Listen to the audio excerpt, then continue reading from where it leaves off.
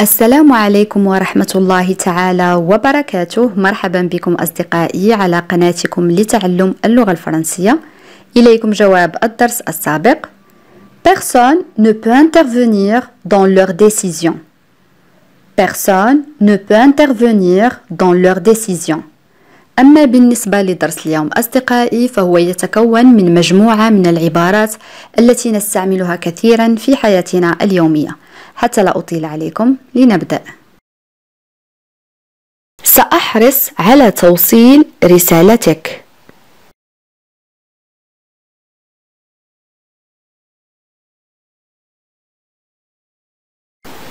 Oui, très bien. Je veillerai à transmettre ton message.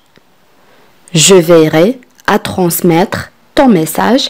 Ici, on a le verbe veiller conjugué au futur. هنا لدينا فعل يحرص مصرف في المستقبل. Je veillerai à transmettre ton message.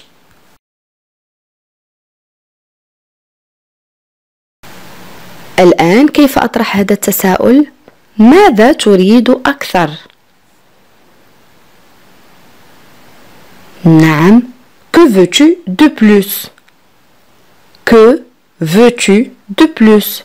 Que veux-tu de plus?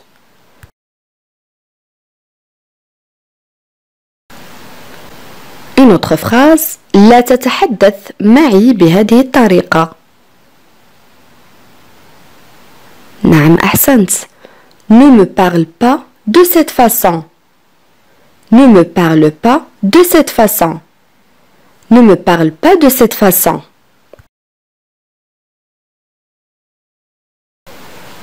تساؤل آخر كيف أطرحه؟ ما الذي جاء بك؟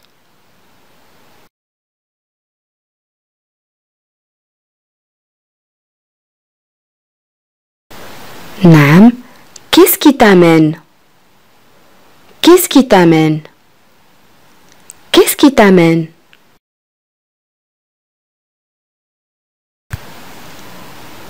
الآن إذا أردت أن أقول أنت عنيدة جدا.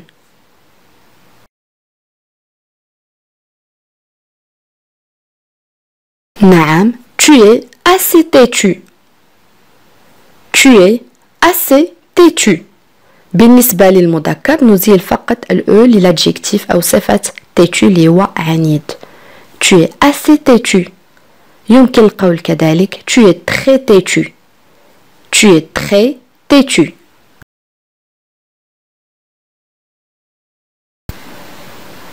الآن إذا أردت أن أقول لا أستطيع أن أتحمله، كيف أعبر عن هذه الجملة؟ خذ وقتك في التفكير. نعم. Je ne peux pas le supporter. Je ne peux pas le supporter. On a le verbe pouvoir اللي هو يستطيع، كذلك لدينا فعل supporter. supporter هنا في هذه الجملة يعني يتحمل. هذا الفعل يعني كذلك يؤيد. Je ne peux pas le supporter.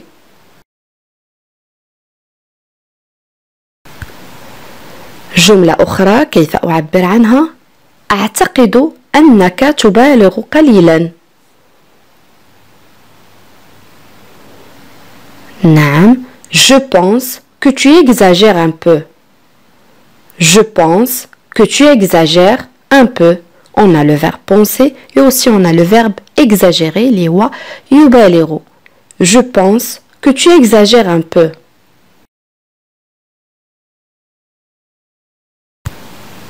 الآن إذا أردت أن أقول هذا يبدو لي عادلا أو منصفا. أحسنت. Ça me paraît équitable. فقط ça me paraît équitable. Ça me paraît équitable.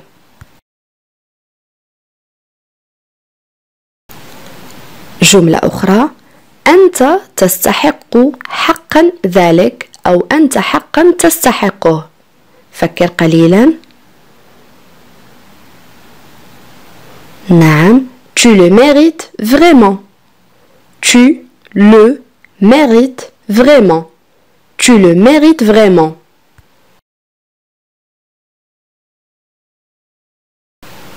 الآن إذا أردت أن أقول هذا لأنك تقلق كثيرا.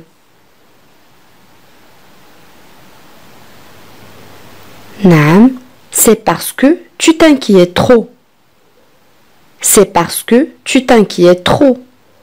يمكن القول كذلك c'est parce que tu te soucies trop. C'est parce que tu te soucies trop. تذكرون كنا قد رأينا سابقا le verbe se soucier يعني يقلق. C'est parce que tu te soucies trop.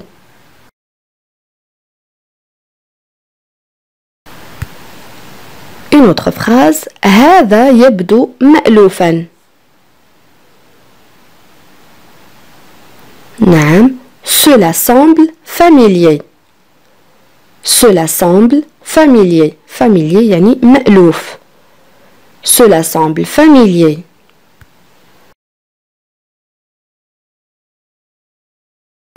جملة أخرى كيف أعبر عنها؟ هذا يذكرني بشيء. تذكرون كنا قد رأينا سابقا فعل يذكر. نعم. Ça me rappelle quelque chose. Ça me rappelle quelque chose. Ici on a le verbe se rappeler يعني يذكر. هذا الفعل يعني كذلك عندما تريد الاتصال مرة أخرى يعني يتصل مرة أخرى le verbe se rappeler. Ça me rappelle quelque chose.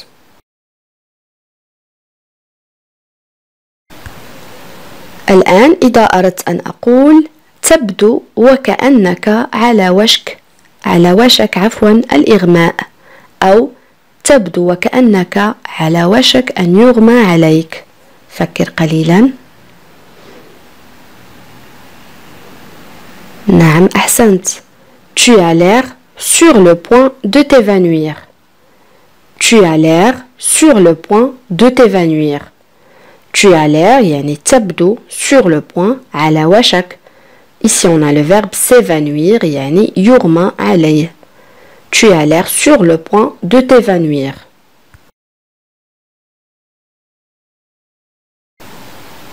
الآن إذا أردت أن أقول نسيت أن أعيده.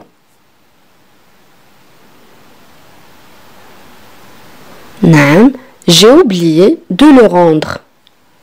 J'ai oublié de le rendre. Répète avec moi. J'ai oublié de le rendre.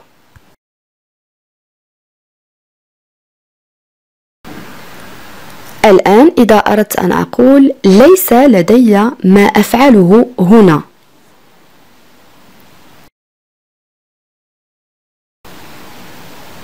نعم. Je n'ai rien à faire ici. Je n'ai rien à faire ici. Je n'ai rien à faire ici. مثلا إذا أردت أن أقول لقد حذرتك مسبقا، كيف نعبر عن هذه الجملة؟ كنا قد رأينا سابقا كيف نعبر عن فعل يحذر. فكر قليلا. نعم أحسنت. Je t'avais déjà prévenu. Je t'avais déjà prévenu.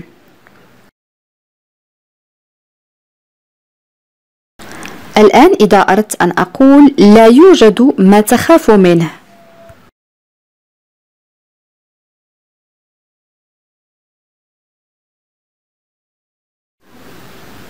نعم أحسنت. Il n'y a rien à craindre. Il n'y a rien à craindre. Il n'y a rien à craindre. الآن إذا أردت أن أقول هل يمكنني إعطاء اقتراح آخر؟ كيف أطرح هذا التساؤل؟ نعم جيد. Puis-je donner une autre suggestion? Puis-je donner une autre suggestion? يمكن القول كذلك Je peux donner une autre suggestion أو كذلك Est-ce que je peux donner une autre suggestion؟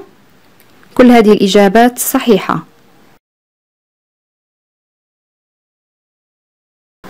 الآن إذا أردت أن أقول أيمكنك أن تسدي لي خدمة؟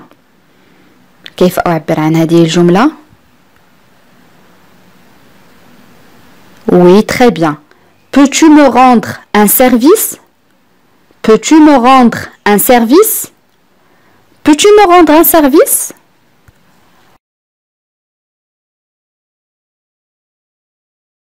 الآن إذا أردت أن أقول أيمكنك أن تسدي لي معروفا، كنا قد رأينا سابقا كلمة المعروف كيف نعبر عنها بالفرنسية. Oui, très bien. Peux-tu me rendre une faveur? Peux-tu me rendre une faveur? Peux-tu me rendre une faveur?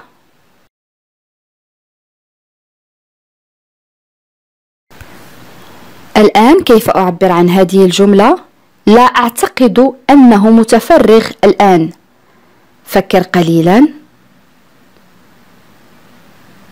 Oui, très bien. Je ne pense pas qu'il soit disponible maintenant. Je ne pense pas qu'il soit disponible maintenant. يمكن القول كذلك.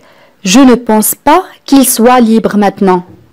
Je ne pense pas qu'il soit libre maintenant.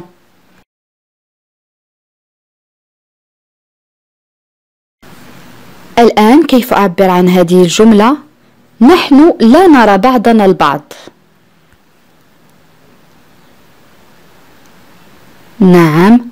On ne se voit pas. On ne se voit pas. On ne se voit pas.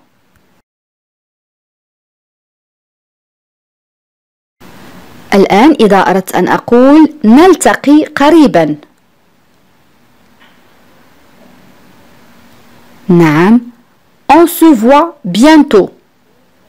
On se voit bientôt. On se voit bientôt.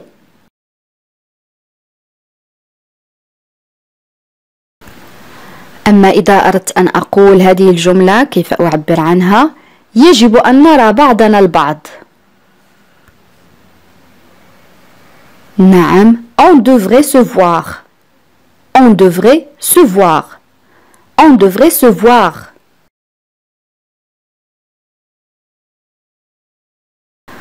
أما إذا أردت أن أقول لم أراك منذ فترة طويلة أو منذ مدة طويلة، كيف أعبر عن هذه الجملة؟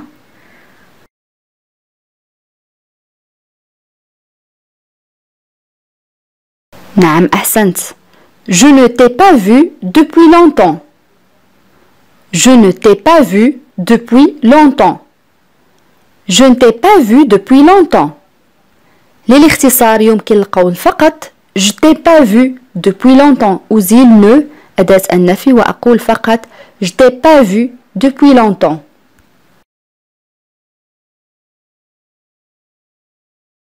جملة أخرى كيف أعبر عنها؟ سأشرح لك بالتفصيل.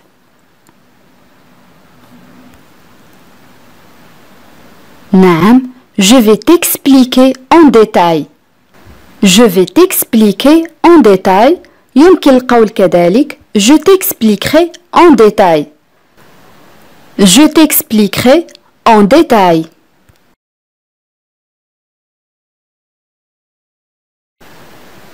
جملة أخرى أنا أفهم ماذا تقصد أو أفهم ما تريد قوله. كيف أعبر عن هذه الجملة؟ نعم. Je comprends ce que tu veux dire. Je comprends ce que tu veux dire. Répète avec moi. Je comprends ce que tu veux dire.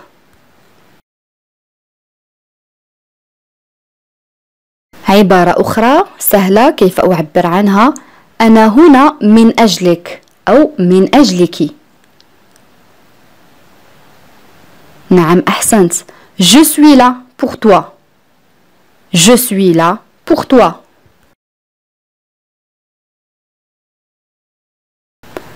جملة أخرى كيف أعبر عنها؟ سأكون دائما على استعداد لمساعدتك أو مساعدتك.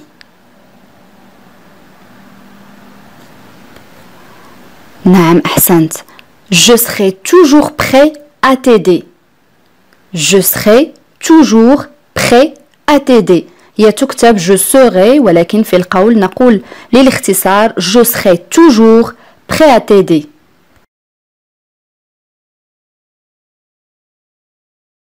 كلمة مستحيل أو غير ممكن نقول impossible. impossible، ولكن هناك عبارة أخرى لها نفس المعنى وهي c'est hors de question. c'est hors de question. c'est hors de question.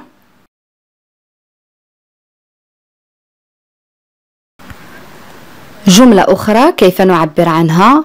لا أريد أن أعجلك. فعل يعجل. نعم. Je ne veux pas te presser. Je ne veux pas te presser. Je ne veux pas te presser. مثلا إذا أردت أن أقول لا يمكنني أن أخون ثقته، كيف نعبر عن هذه الجملة؟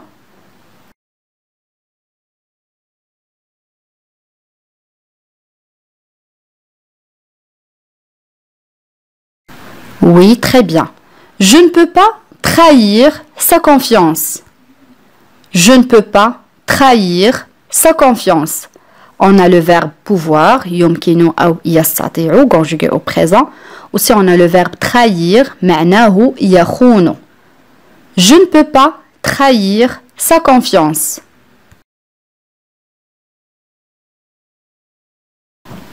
جملة أخرى كيف نعبر عنها؟ هذا يمكن أن يحدث للجميع. فكر قليلا.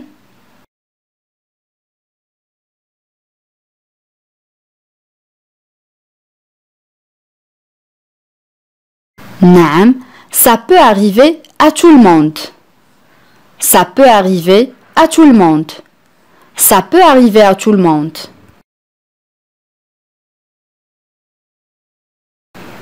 جملة أخرى. لا تنسى ارتداء الكمامة قبل الخروج.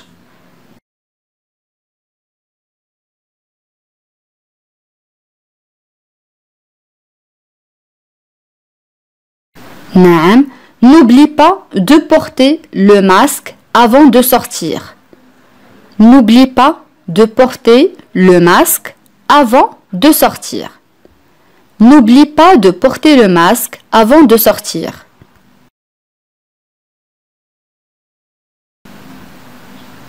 الآن إذا أردت أن أقول هذه المهنة تتطلب الكثير من الصبر.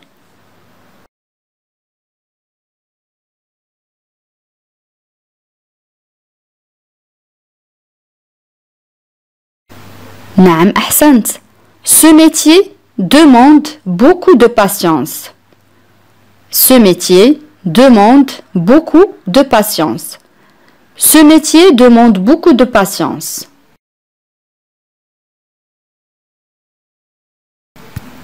جملة أخرى كيف نعبر عنها؟ يمكنك أن تأتي لرؤيتي. سأبقى في المنزل طوال اليوم. جملة طويلة يمكنك توقيف الفيديو للتفكير في الإجابة.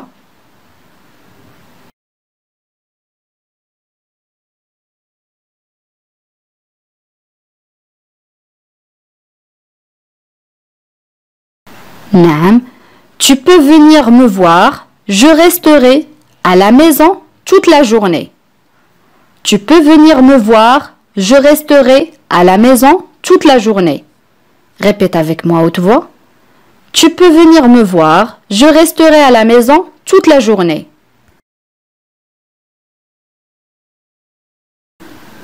جملة أخرى. فكر فيما تقوله قبل أن تتحدث. كيف أعبر عن هذه الجملة؟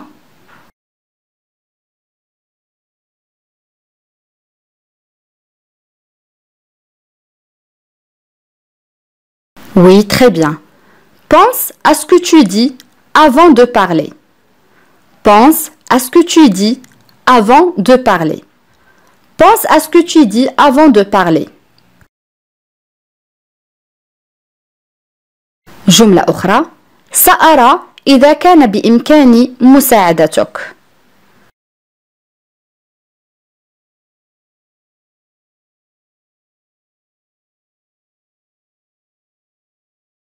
نعم.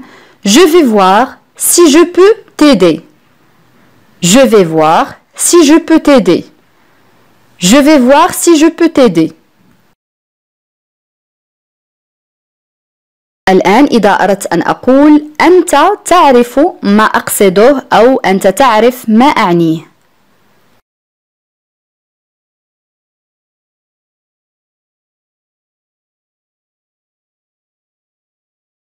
نعم. Tu sais ce que je veux dire.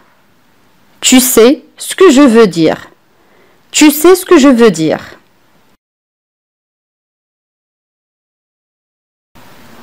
جملة أخرى. إنها لا تعرف ماذا تفعل.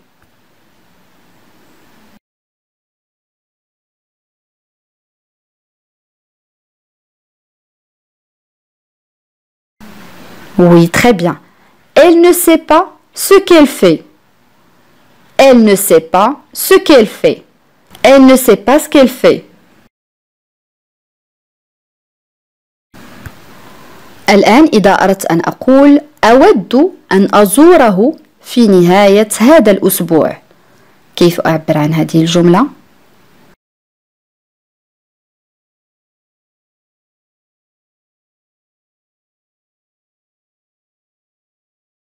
نعم. Je voudrais lui rendre visite ce week-end. Je voudrais lui rendre visite ce week-end. هناك من سيقول je voudrais lui visiter ce week-end. هذه الإجابة تعتبر خاطئة بالرغم من أن le verbe visiter يعني يزور، إلا أن هذا الفعل يستعمل فقط للأمكنة. أما إذا أردت أن تقول زيارة شخص ما تقول rendre visite. تذكروا هذا جيدا. Je voudrais lui rendre visite ce week-end. جملة أخرى. لم يأتي لرؤيتي عندما كنت مريضا.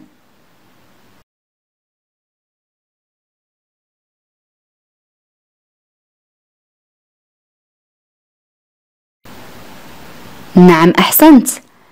Il n'est pas venu me voir quand j'étais malade. Il n'est pas venu me voir quand j'étais malade. Il n'est pas venu me voir quand j'étais malade. جملة أخرى. هي تجد دائما حلا لمشاكلها.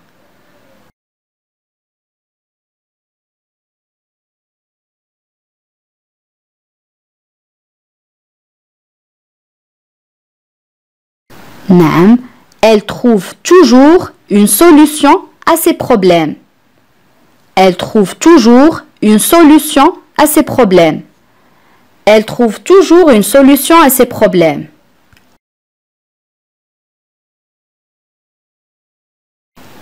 جملة أخرى. أعلم أنني بالغت مؤخرا.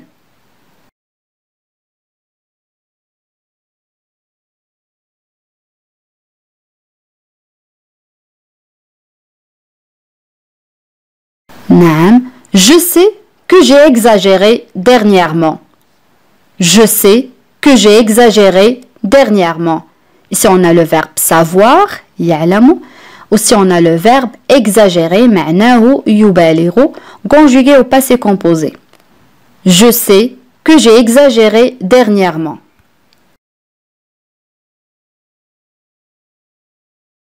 الآن أصدقائي وصلنا إلى سؤال التميز، وسؤال اليوم يقول: أنا أعتقد أنها تبالغ قليلا. كيف نعبر عن هذه الجملة؟ أدعوكم أصدقائي لكتابة الإجابات كما العادة في التعاليق. بهذا نكون قد وصلنا إلى نهاية هذا الدرس. إلى فيديو قادم إن شاء الله، والسلام عليكم.